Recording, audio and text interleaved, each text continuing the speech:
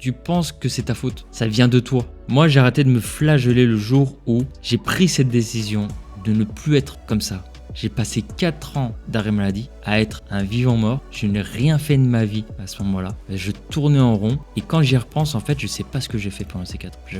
À part ruminer, râler, la colère, critiquer, juger, pointer du doigt les gens, toute cette atmosphère physique, tous ces pensées négatives. Il y a un jour où j'ai pris cette décision d'aller mieux. Et ça, j'ai commencé à chercher. La lecture était l'un des premiers déclics qui m'a fait que, ok, je connais ces symptômes, je sais ce que j'ai. Et ensuite, il y a eu les rencontres, des associations, et puis aussi la thérapie. Ces déclics-là ont permis de me faire sortir du vivant mort.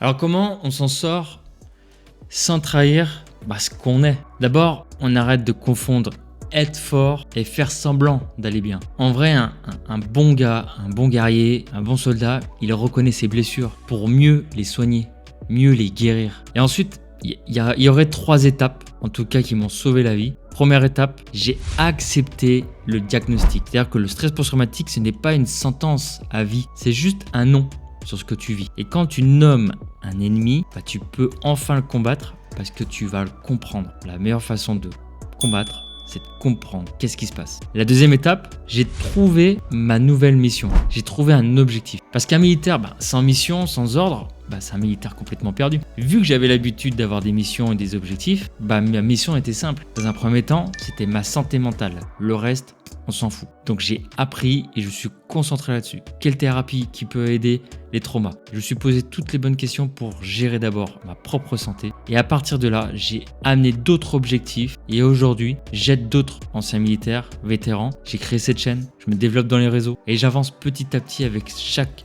objectif qui me permet de donner un sens. J'ai une mission et je vais aller jusqu'au bout. Et la troisième étape, j'ai construit ma fraternité avec d'autres qui comprennent. Parce que la camaraderie, et je sais que j'en parle beaucoup avec des vétérans sur les réseaux, la camaraderie, c'est ce qui manque énormément, ce lien. Et tout ça, ça se transpose hors de l'uniforme. Et tu sais quoi? Je suis plus fort maintenant qu'avant mon SPT. Je trouve que maintenant j'ai beaucoup plus de compétences parce que je sais qui je suis, vraiment, je connais mes limites, parce que j'ai appris à être authentique, courageux, vulnérable, et c'est pas que de l'apparence.